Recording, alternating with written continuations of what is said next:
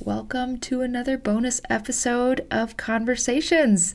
I am so happy that you're here, and I'm so happy to share this time and space with you. Rod the Planner is who you are about to hear on Conversations. And if that name sounds familiar, it's because, yes, he was a guest on my podcast before years ago, one of my first ever guests. And we had a really beautiful and insightful conversation. I have the original show linked below, but you can also find it in the queue wherever you're listening to this.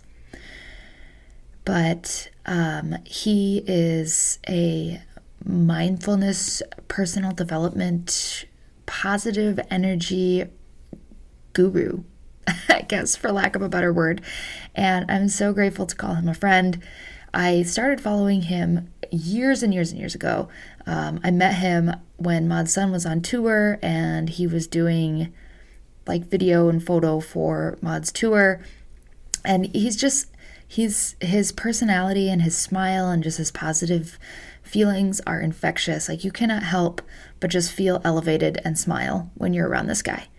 And I feel like in person and over audio waves or video, wherever you're seeing this, it's the same.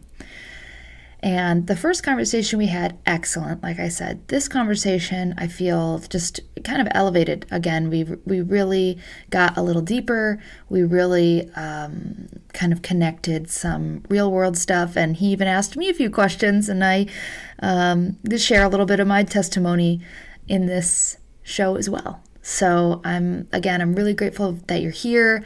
I would love to hear your feedback about what you think. Please send me a message, follow Rod and send him a message. He's Rod the Planner on all of the things, easy to find. And we would just love to hear from you, love to hear what resonates. And yeah, I'm going to quit gabbing and you can enjoy the show. Welcome, everybody, to Conversations.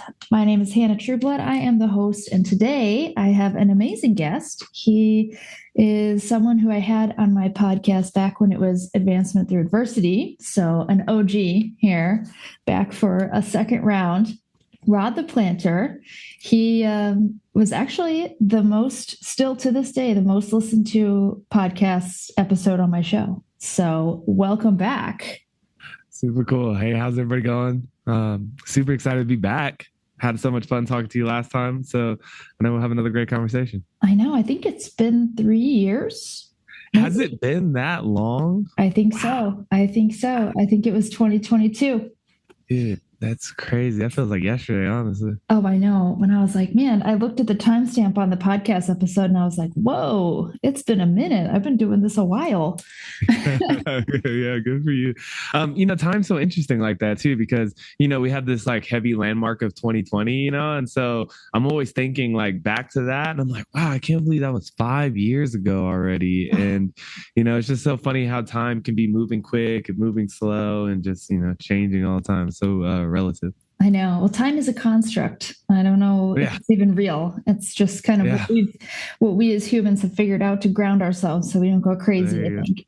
That's the truth. That's the truth. So I know in our first episode, of course, that will be linked in the show notes here, but in our first episode, we kind of talked a little bit about just your experience being in the military, your medical situation that you had that really kind of put a damper on some situations, but also really contributed to your enlightenment in a way, and kind of went down that path a lot. So I'd love to kind of synopsis that a little bit in case anybody hasn't listened to the first episode. But if you haven't, go back and listen to it anyway. Actually just listened to it the other day to just kind of like refresh what we chatted about. And it was so beautiful. I see why so many people have listened to it. So, so I guess the first question that I would have for you with that would be to just kind of give your quick little background about how you discovered the Army, what happened while you were overseas, just kind of your quick little quip on that and how it impacted you. Sure, sure, sure. So, I had a pretty normal childhood, I guess. I was kind of like a rebellious teen, so something like that. And I was really just trying to find my way. I was really kind of lost in my early teen years. Like I said, pretty suburban childhood. It's pretty normal, but I come from a military family and whatnot, and so that was always kind of in my blood. But it wasn't something that I like dreamt of doing. But come 18, I was kind of getting into a lot of trouble. I'm one of those like classic stories. The army kind of saved my life in a way. I was just telling this story the other day, but so at 18, I joined just because I really didn't have much better to do with my life, and I just knew I had to do something, get out of my situation. Mm-hmm. Joined, but this was in 2006, so Iraq and all that stuff had just kicked off not too recently, and so as soon as I joined the army, maybe 6 months later, I was deployed to Iraq, and then I did a 15-month tour there, and then I came home for about a year, and then they sent me back, so I did another tour out there, and that's pretty much the synopsis on my military career. It was just a lot of bouncing back and forth on deployments and whatnot. But we got through it and everything, and it was okay. I was a helicopter mechanic, so it wasn't anything like what you might see in movies and stuff for me personally. But a challenge nonetheless. And then so after bouncing back and forth between that a couple of times, I was like, all right, I'm done with this, and I can't keep doing this. It's not for me. So I left the army.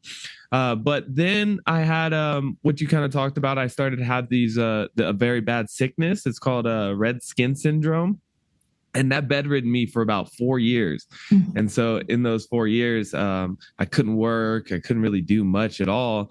And I was just dealing with this, and my family got really broke. We were really struggling. And so a buddy of mine turned me on to contracting for the army. And so that was like essentially doing the same thing I was doing, but on the civilian side.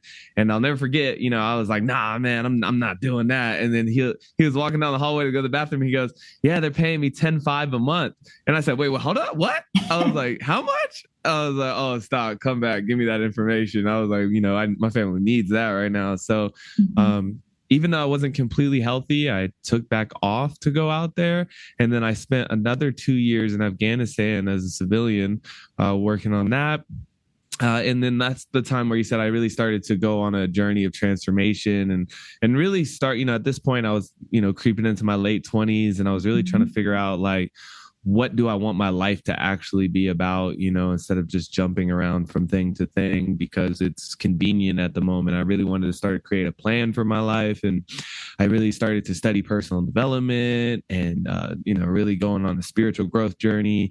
And I was just dealing with a lot of challenging things at that time between my health and being in Afghanistan. And, it really just expanded my mindset, and I learned a lot. And after that, I came back and I started realizing that I did have this like wealth of knowledge to share to people about personal growth and development. And so I started to take on this journey as RodThePlanter, and try to share the message that I had learned and things that I had learned along the way, and hope that I'd seen what it'd done in my life, and I hope that it would make that same impact in other people's lives. And so ever since then, now I've been on that journey of just trying to spread positivity, teach people about how their mind works, and how the spirit, mind, and body all play together to get better results in their life.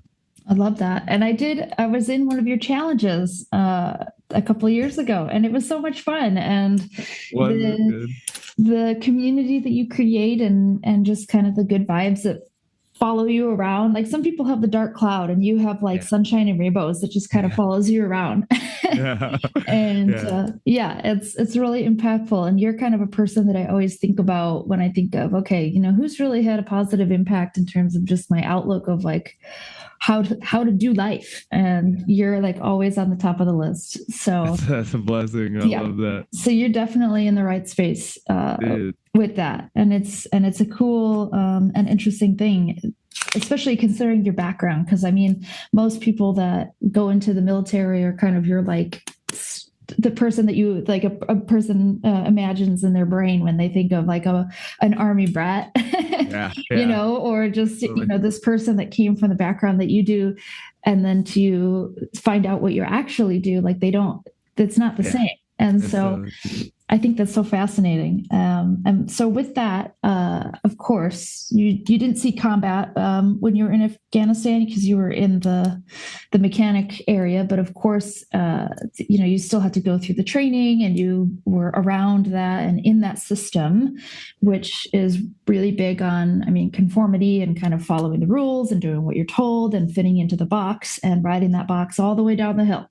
Absolutely. So how did you break out of that mentality and kind of mold your mind into this more free, expressive, individualistic, non-conforming way of life? Yeah.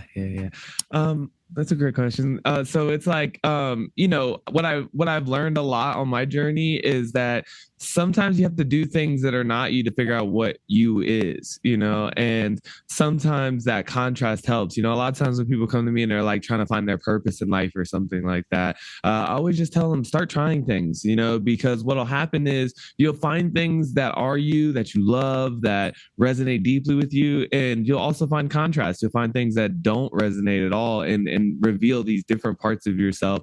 And so the military was very much like that for me. I didn't have a lot of self-awareness going into it.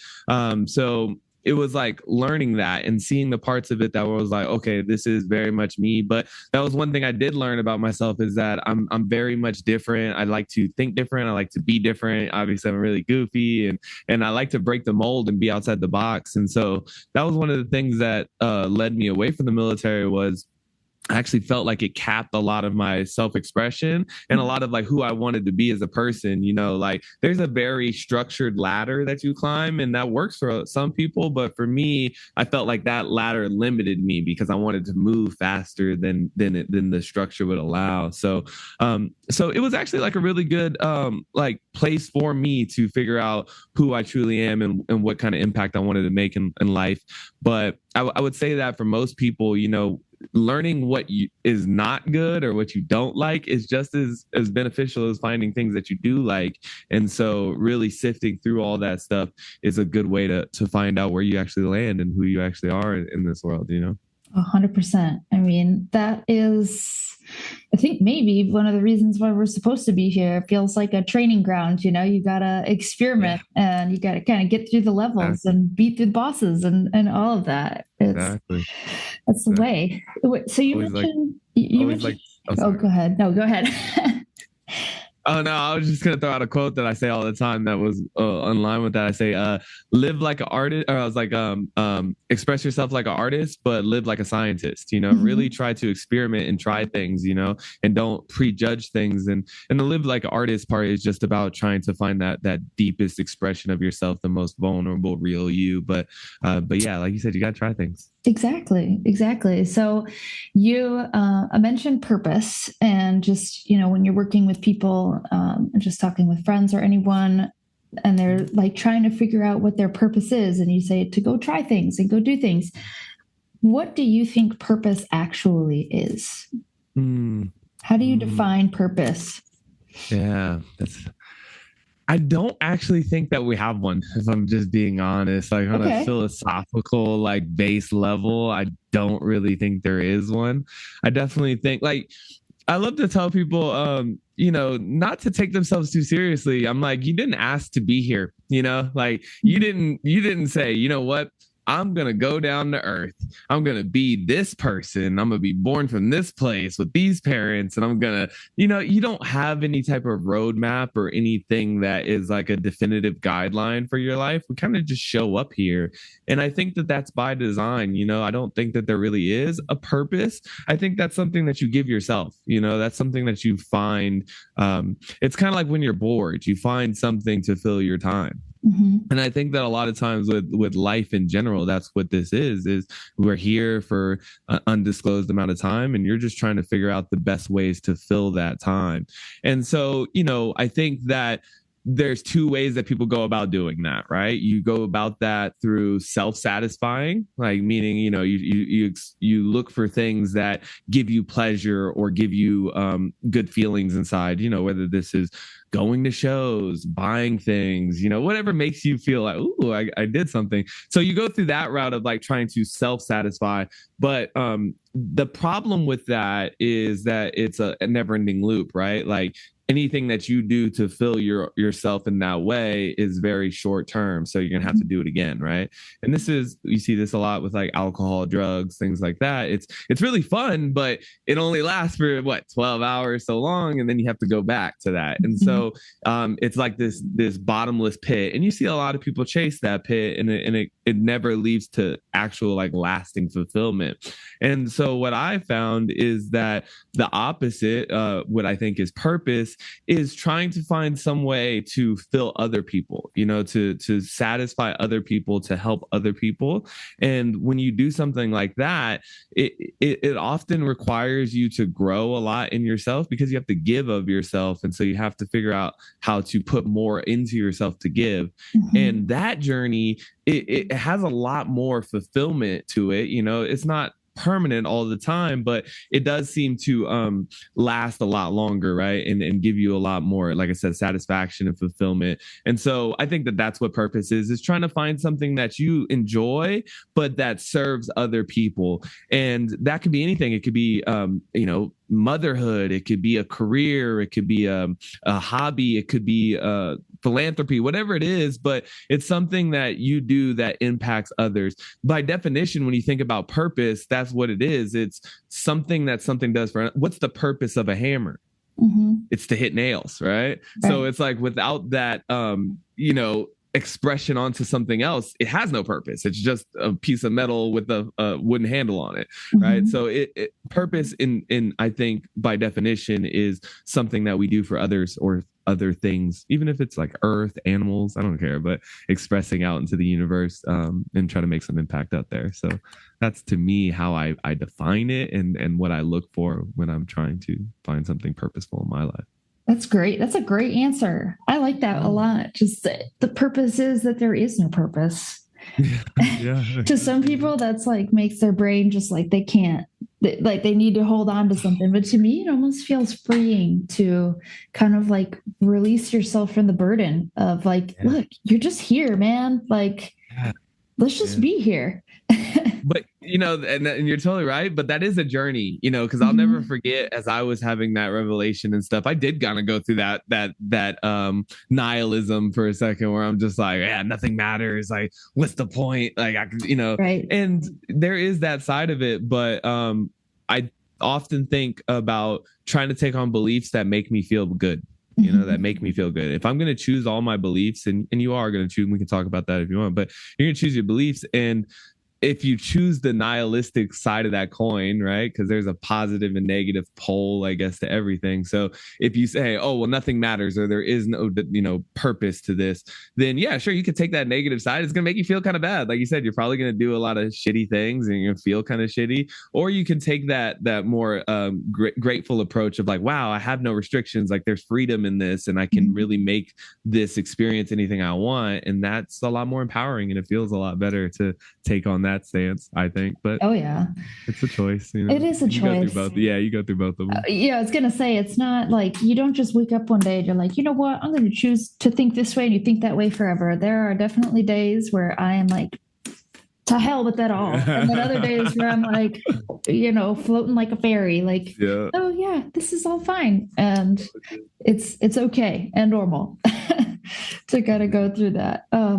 So with that, I think this kind of brings about kind of an interesting question to something that happened to you recently. I don't remember when it was, but you were on that big long motorcycle ride and kind of had maybe a near-death experience. Do you want to talk a little bit about what happened? Yeah. So I was on a motorcycle ride. So my dad gifted me a Harley. My dad's it's so funny. It's a full circle thing. When I was in the Army, I bought this motorcycle from a friend of mine. I rode it like one time and I crashed it, real light, minor, like just turning, and I fell over. And I was like, oh my God, this is not for me. Like it scared me off motorcycles completely. So I gave it to my dad. I was like, here, take this. So you can have this. And that got him into motorcycling like big time. He had that one, and then he ended up selling it and getting one he liked, and he just fell in love with it. And he became a big Harley guy and all this stuff, like over like a decade or so. Nice. And then super cool to give him that. And then 2 years ago or so, I decided to dabble back into motorcycles. Actually, when I was living in LA, got a little one. I came here and I wanted to get a car, something fast, but they're expensive. And so I was like, oh, maybe I'll get a motorcycle. You get a motorcycle fast and cheap. So anyways, long story short, I bought a motorcycle, but now my dad's getting old and he can't really ride anymore or whatnot. And him and my mom are getting ready to retire. So he's like, hey, I want to give you this Harley that I've had for years. And I was like, oh, awesome.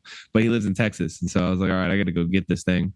And so, yeah, I decided that I was just going to, I could have shipped it and all this stuff. But I decided, man, wouldn't it be so much more fun to try and ride it back? So me and my wife, we flew out there and we got it. And we decided to take this cross country on a motorcycle that I had never ridden before. It was a really big motorcycle. And it was a little bit of a daunting task.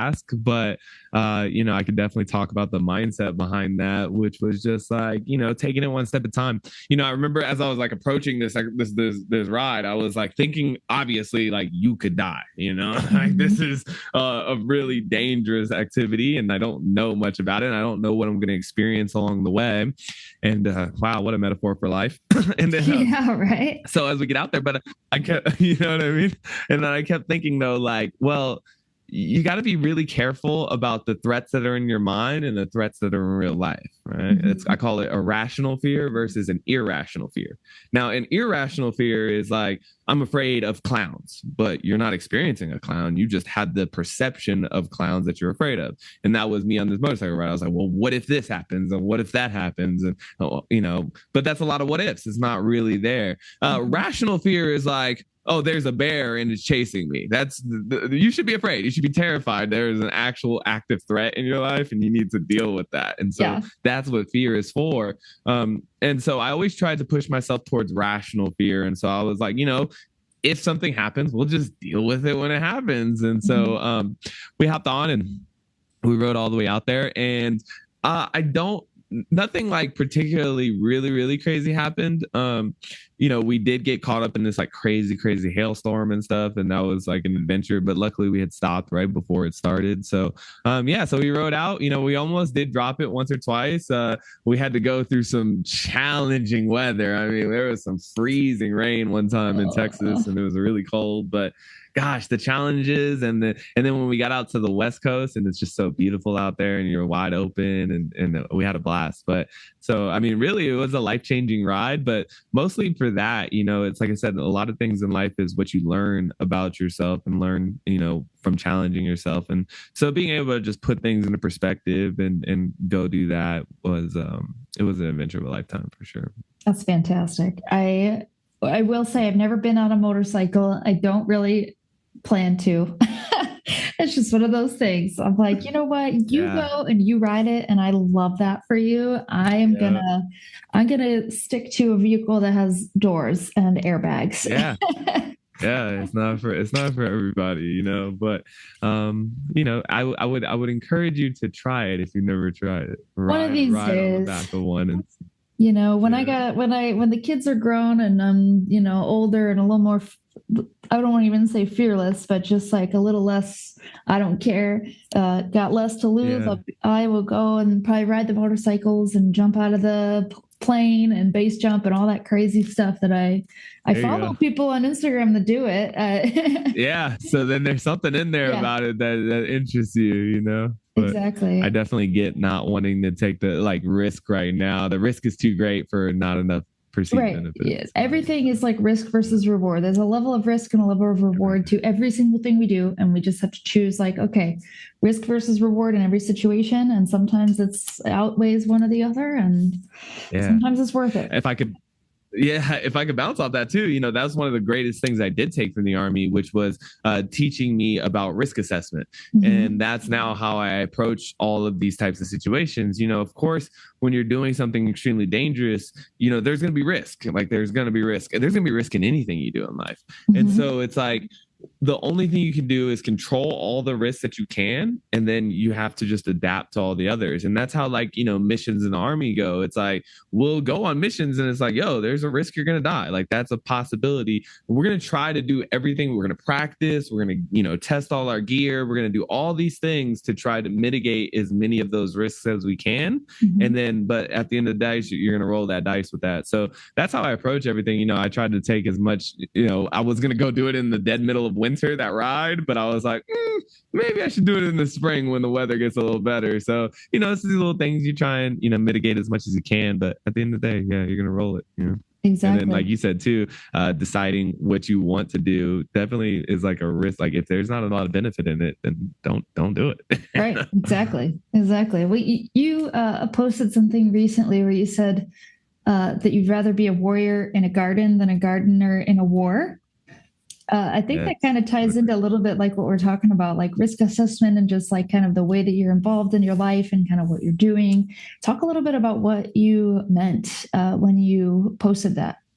Yeah. So a quote that I took from Joe Rogan, he took it from probably Lao Tzu or something. I mean, it's an old quote, but I took it off of Joe Rogan. But what that means is, to me anyways, is a lot of times people say that you don't need to be a savage, right? Like a lot, especially in today's society, especially with like masculinity and stuff, a lot of those things are like suppressed, and they say, that you should be like that we have a lot of nobility and weakness, right? And it's like the idea that if you're not strong, right, or if you're not capable, that's somehow like noble, and we give a lot of love to weakness. Now, I don't really have judgments on any of that stuff. I don't really care. But what I think about is that, and Jordan Peterson, he says you should be a monster, but you should learn how to control it. And I think that that's the truth. It's like you should be dangerous. You should have a lot of skills. You should be very strong and capable, and be a warrior, somebody who can, not from a sense of necessarily defense, even though that could be a part of it, but more so I think of it in just terms of being very equipped in your skill set and be very like dangerous in a lot of situations, right? That you can handle a lot of situations, and then not have to.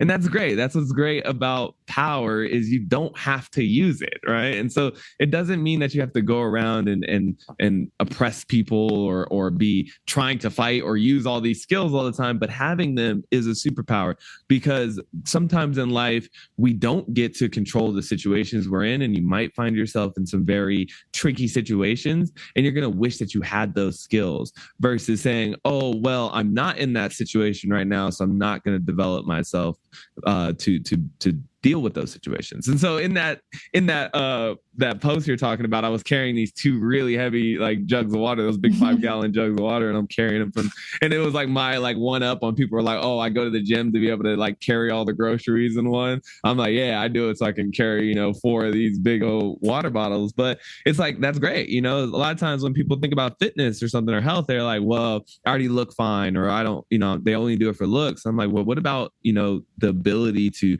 run up 10 flights of stairs if you have to? Like, what if a building's burning and you have to get out of there? Like, just being capable is really important, whether there's a need for it right now or not.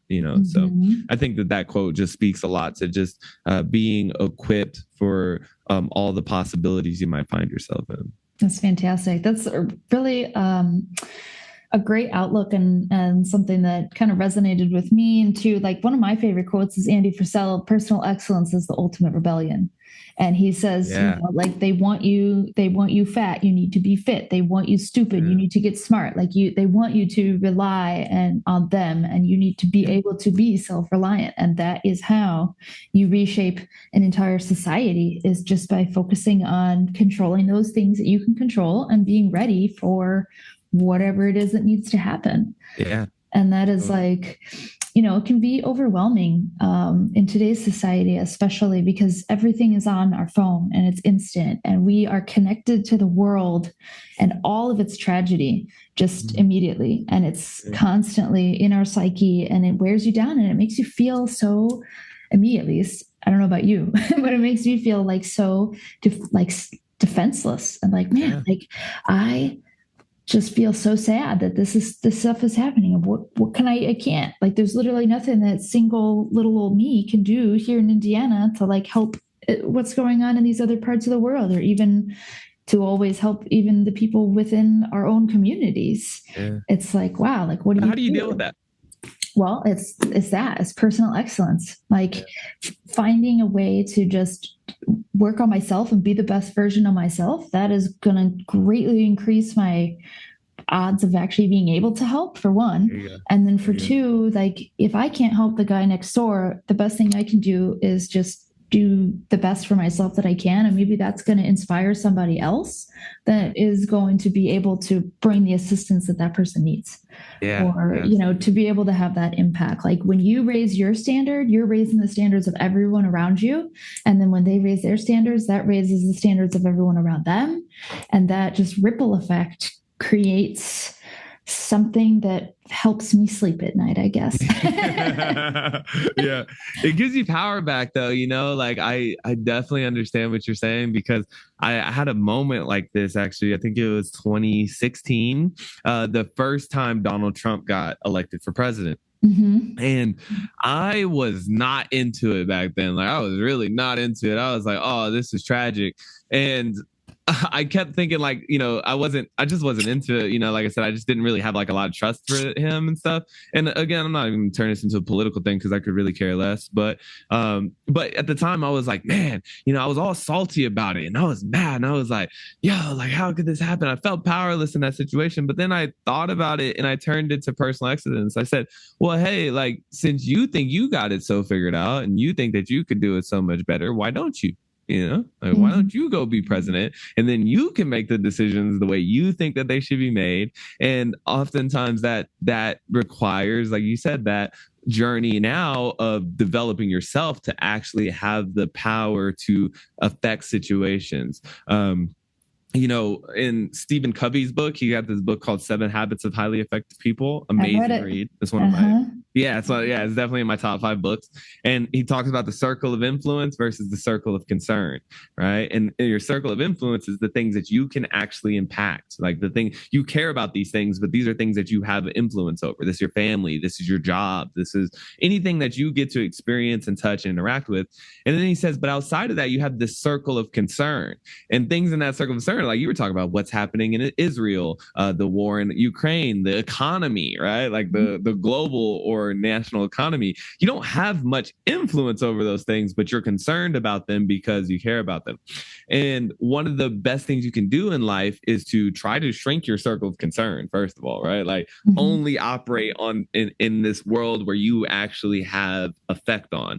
You know, like you said, you might not be able to change things in Israel, but you can help your family become the best it can be. And you don't know how that influence grows when your family becomes better and stronger. They might impact people, your kids impact people at their school. And then next thing you know, your schools impact, you know, so you can grow that. But also, like he said, is to grow your capabilities, your skills, your influence, your wealth, whatever it might be, so that your circle of influence grows larger and you can affect more things that you're concerned with. So that was me. I said, wow, right now I'm concerned about our nation, but my influence is pretty much doesn't extend past this living room. Maybe I should start to work on my influence so that it encapsulates these things that I'm concerned about. And I'm not going to be president, of course, but you know, it did send me on this journey of, instead of complaining and feeling powerless or beat down by these choices that are being made around me, when you turn to what you were talking about, personal excellence,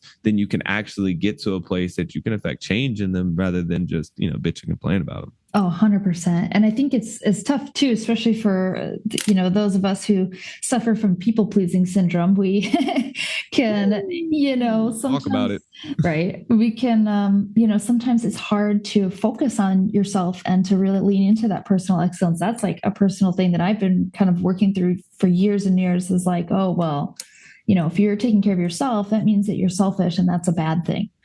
But, you know, I'm also learning that being selfish, there's like we were saying earlier, there's a positive way and a negative way. There's a good way and a bad way to being selfish. And you can make selfishness the most selfless thing that you do in your lifetime. And that's, you know, an important thing to note, you know, when we're talking about all this. And like, you know, you hear it all the time, like, oh, you know, you're just one person. Like, what are you going to do?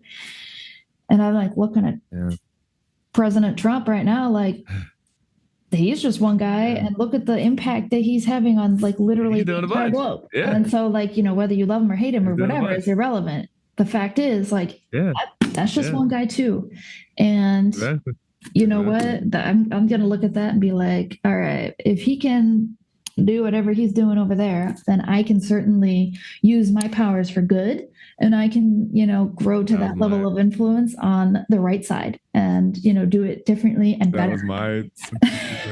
That was my sentiments. Exactly. Mm-hmm. And then I really wanted to ping pong off something you said too, which was like the selfishness and like what that means, because I do talk to people, I'm very empathic. And so I tend to gravitate towards a lot of other empaths and stuff like that. And this is something I coach people on a lot. And it's something I've been working on too. Like you're saying, for me, it's more about boundaries, like setting boundaries. But with the selfish thing, like you said, there's a positive way and a negative way. And I think like I talk to these young men a lot of times too, and they'll feel bad. They're like, man, I'm 25 or I'm 24 and I still live with my mom and this and that. And they feel bad about that.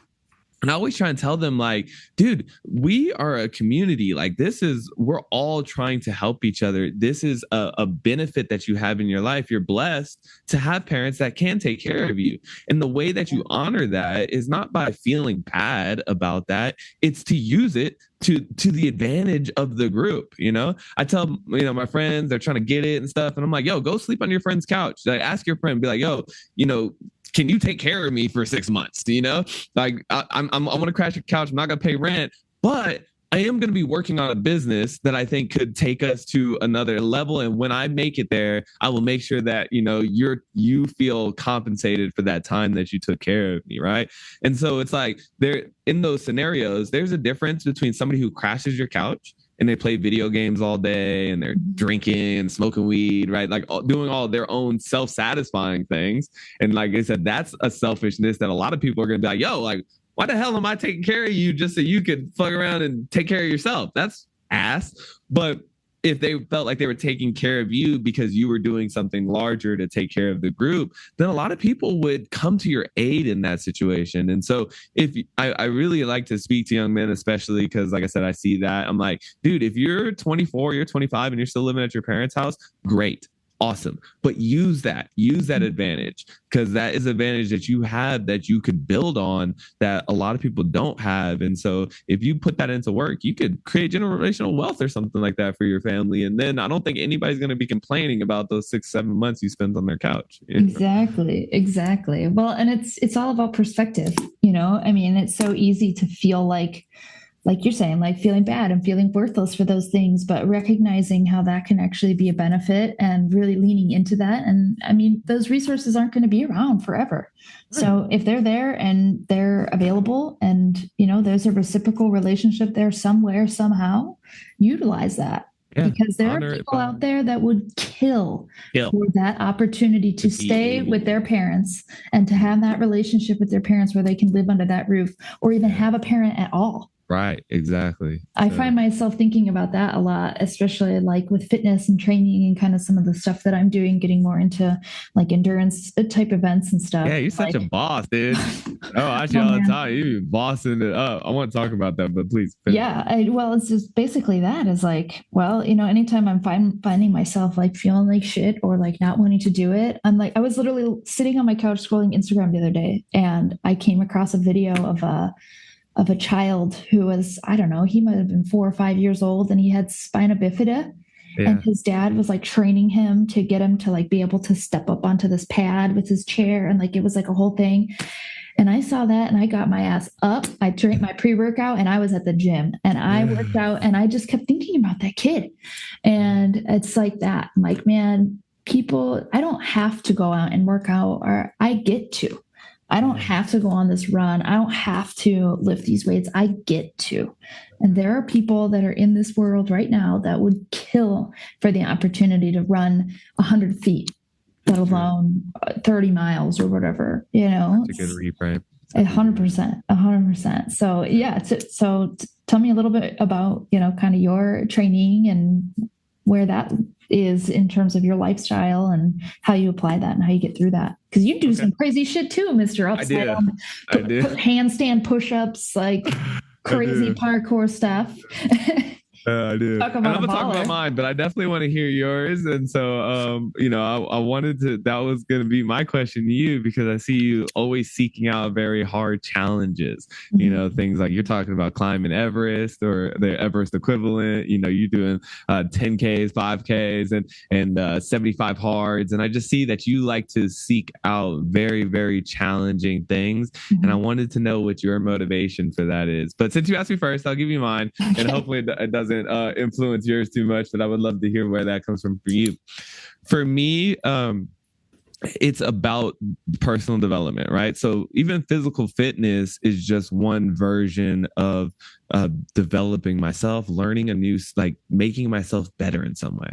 Every Mhm. day I wake up with this mission of like, how can I just get a little better?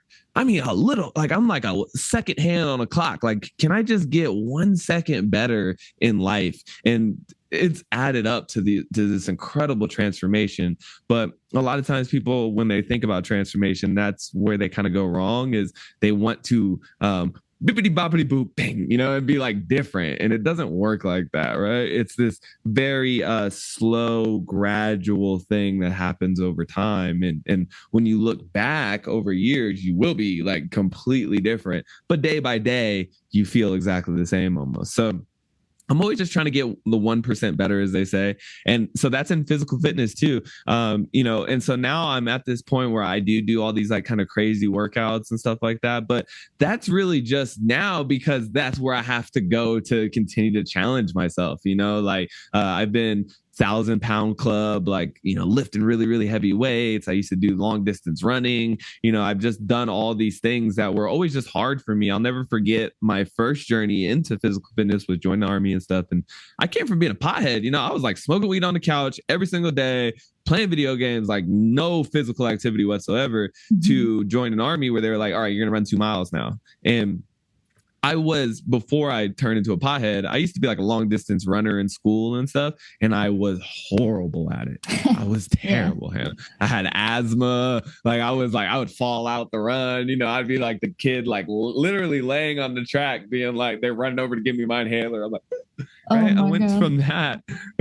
So this idea of long distance running was like impossible to me. And then I never forget, I got in the army and I was doing it. I was like, oh shoot, like, I actually ended up being pretty good at it. And so that was a challenge. And then the next was like I was super skinny and super like frail. And I was like, man, I wonder if I can get stronger. And so I started getting into gym and lifting weights, and I got really, really strong.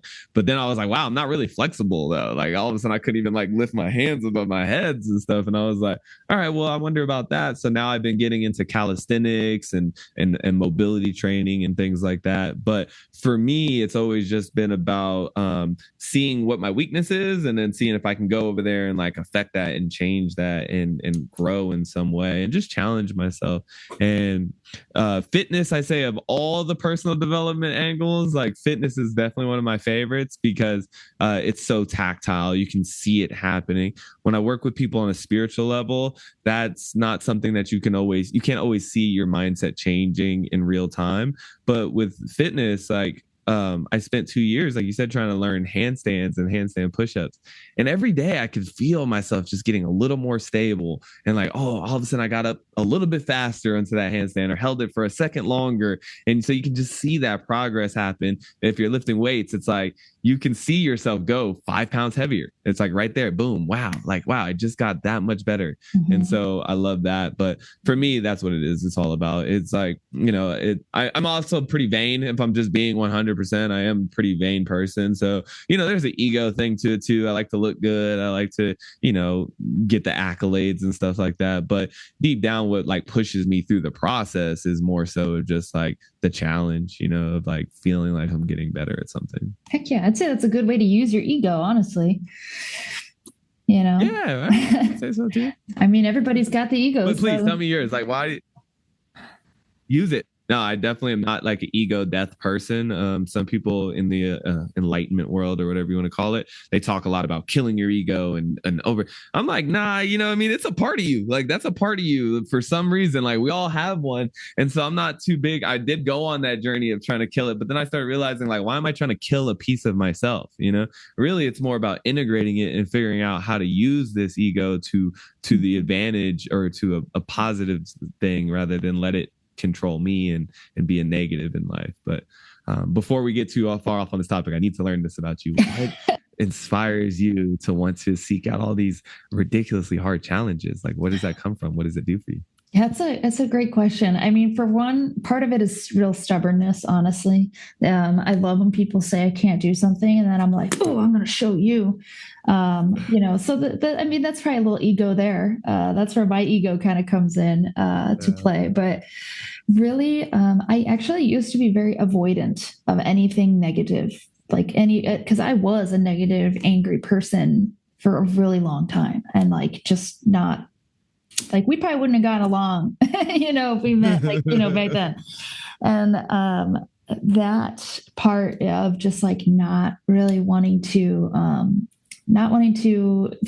feel the negative feelings because I already had so much negativity just in the day to day anyway. So I avoided anything that was painful and just gave into so many, just like those quick fixes, just any of that. And like, that got me up to 250 pounds and on like antidepressants and stuff. And I kind of like saw that, and I saw my kids, and I saw my inability to be there for them in the way that they deserved. And so that really was the catalyst to kind of get me out of bed and kind of going down that path. And then in 2022, actually, I had kind of a semi-near-death experience. I was hospitalized for multiple days and couldn't even, when I got home, I couldn't even like walk up the stairs. I had to stay at my boyfriend's house. I was living with my mom at the time, but because my room is upstairs, I had to stay at his house for a while because I couldn't walk up the stairs. I was that weak. I like could barely, like this gallon water jug, I wouldn't have been able to carry it. And so I went from like losing some weight and kind of getting strong and like going out there and like doing the thing. And I was in 75 hard when it happened, and then was just basically kaput.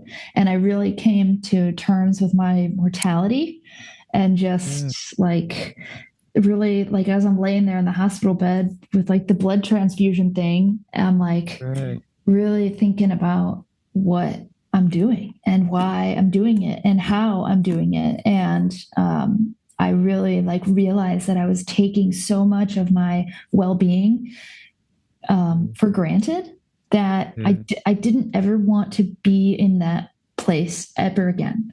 And see, like I have a joint disorder, Ehlers-Danlos. My mom also has it, and I see her, and her mobility issues and her pain, and just like how it has negatively impacted her. And I have that same thing, and I go through a lot of the same issues, and I have allowed it to, set me back multiple times, and I really just don't want that for me. Like I want to, like there's going to be a day in my life where I'm not going to be able to do stuff anymore. I know that. Like that's a fact for everybody, whether you have a joint disorder or not. Like one day, like that's going to happen. And I want to essentially avoid that day for as long as possible. And also recognize the fact that if that were to happen tomorrow, I want to feel like I experienced the things that I could have when I was able to.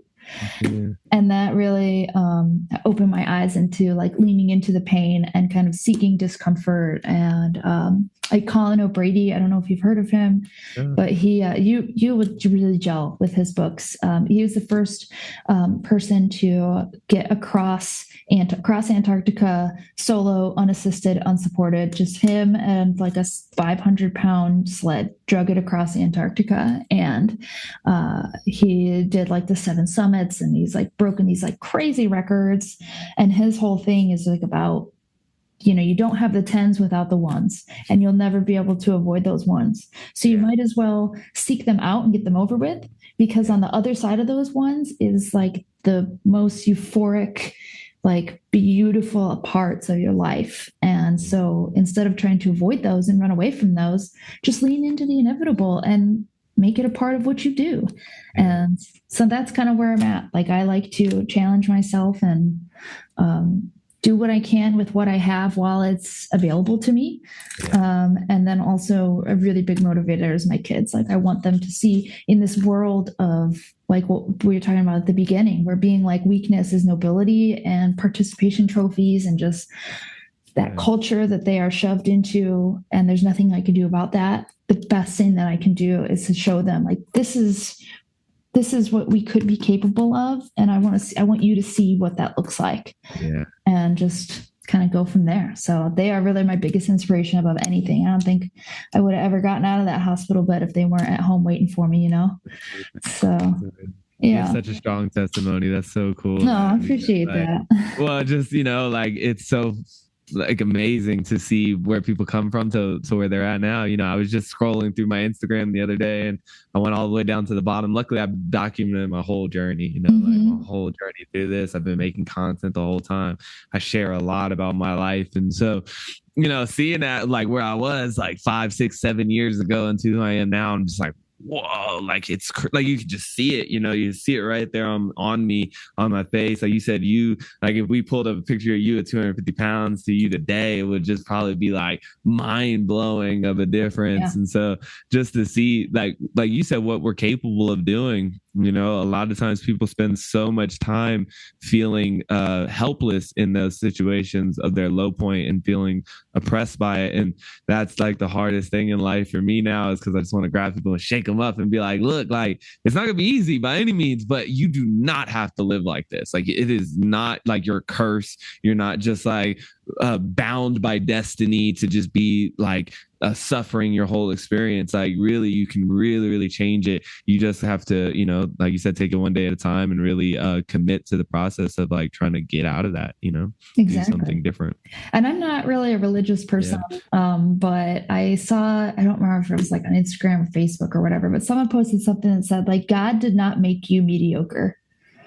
And that like, really, I was like, like he would not, whatever that like universe, God, like whatever that is that you believe in, like they would not put the cells together at the perfect time to like create this spontaneous combustion of your existence for you to just like squander that.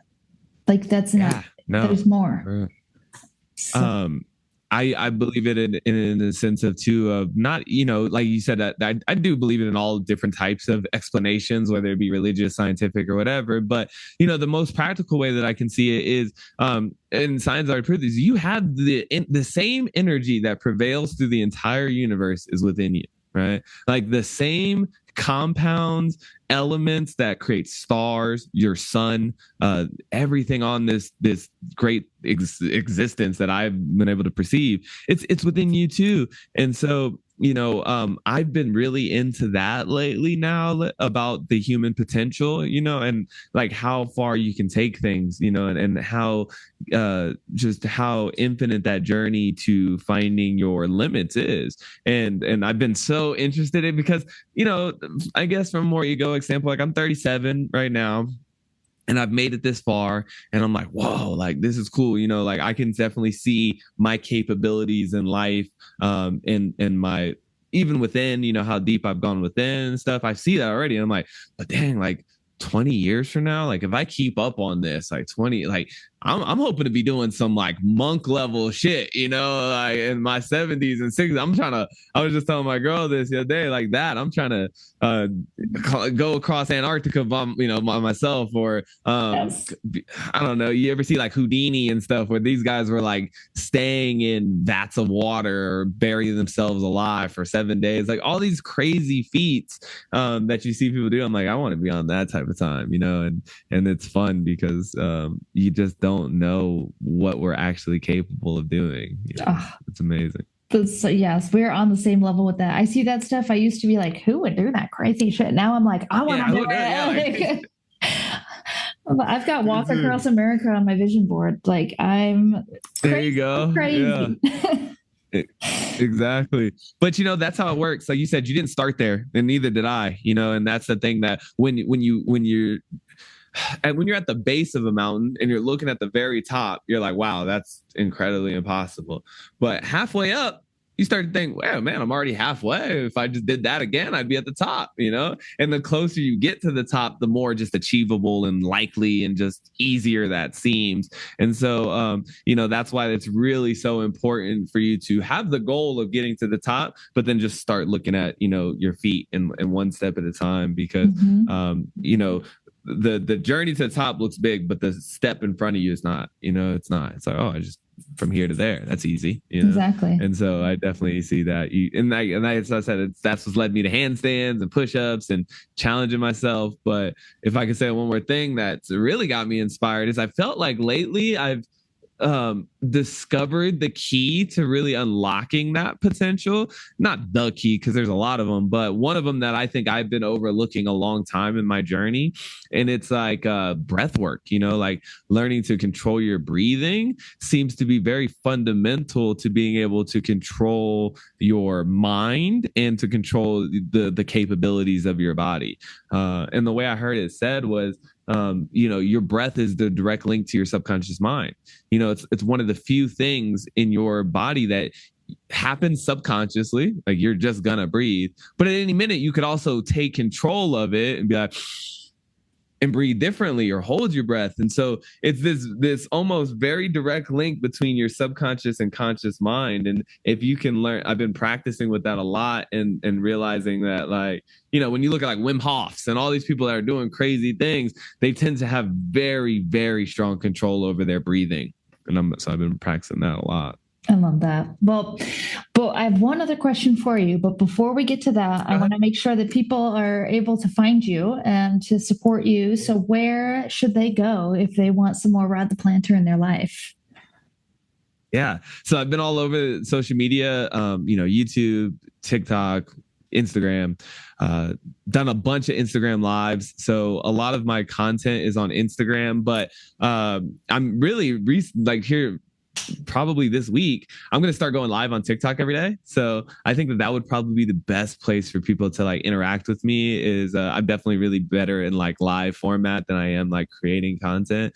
And so I'm excited to get on a platform now that actually like pushes lives out to people. So they finally fell into my trap, like I feel like the whole market has now intersected somewhere where I think it's going to be really cool for me. So so daily on TikTok, I think if you really wanted to connect with me, I'm going to be building a Discord on the back end of that where people can ask me questions. It's going to be called Free Life Advice, so I'm just going to be giving free life advice on TikTok. There'll also be like a Discord community where people can call in and talk to me on there and stuff. So definitely, yeah, if you guys want to interact with me or engage with me, Instagram or TikTok, I think are probably the two best bets. Fantastic. Well, thank you so much. So my final question for you is, we have gone all this long journey throughout your life, through the military, through the medical stuff, through your enlightenment into kind of where you're at now and how you're building this amazing grind gang community and just all of the seeds that you've been planting. And now you're kind of getting into this, I know you've been in it for a while, but really kind of leading into this role within the music industry. You're kind of getting some other artists and working with them and helping them kind of grow their brands and everything. What has all of this personal stuff that you've worked on inward, how has that been most impactful to the people that you're working with now on the outside, especially when it comes to like music and art? Yeah. Oh man, that's so cool. It's allowed me to really be present for those people, to be present. I think that that's really all it's come down to. I think a lot of life, and like when you think about your career or you think about artist management, making videos, going to your job, like whatever it is, it's about getting art. Like it's hard to get yourself out of the way. Right? Like it's hard to be of service you can't serve two masters at once, right? Type thing. And so like we were talking about, a lot of people fall in a trap of self-service. And so then that makes you incapable of serving others because you're too focused on self-service. And that comes in all different, I'm really tired. Like, if I'll be completely honest, like I had a pretty wild night last night. And then so I had to like roll into this, right? And I was like, oof, like this tough, but luckily I've gotten like, I'm tired. I'm like, oh, and there's so much in me that's like, oh, I don't really want to do this right now and this and that. But I've luckily trained myself that I'm not about self-service. So I'm like, put all that aside, dude. Like none of that matters right now about what you got going on. I really want to show up for you, and I want to show up for your community and for anybody who might need to hear this today. And so all that work that I've done in myself at the end of the day has just helped me put aside myself so that I can serve others better. And I think that's what has been the beauty of it. Like, when I'm working with these artists and stuff, like, or even like in the coaching stuff, like they have problems, and I can't afford to have problems. I have to be there for their problems. Or like sometimes we're working and it's hard and it's tiring, and it's like, so we're all tired, but I can be an inspiration to them because I'm like, let's go, come on, let's keep going, only because not that I'm not tired. It's just that I'm not focused on that. I'm only focused on, doing what I need to do to help them succeed or to grow in their industry and whatever it is that people are doing. At the end of the day, I just want to help people grow, whether that's make more money or get better health or better relationships, whatever, yeah, that's what it's given me, the ability to put myself aside so that I can be a better service to other people, really focus and give them everything I got. I love it. That's a perfect way to wrap this up, Rod. Thank you so much for your time. I know it's tough to juggle everything, and so definitely appreciate it and everything that you do and everything that you will do. And we got to make this a regular occurrence. Like every few years, we got to get back on the pod and share what's going on. I've really been inspired to start my own, so maybe I'm gonna have to get you on mine because you got a great story to tell too. And I'd love to hear more about it. Yeah, well, definitely would love to do that. It's fun to be on the other side of the microphone. Yeah, that'd be cool. Okay, amazing. Thank you so much, Hannah. Yeah, thank you so much. I love talking to you. You're such an inspiration to me as well. And so I appreciate your time. Thanks. Amazing. Well, I appreciate you, and everybody out there, go, put a smile on your face and put a smile on someone else's face. That's, if there is a purpose in life, that's what it is. Probably as close as we're going to get to it. That's right. All right.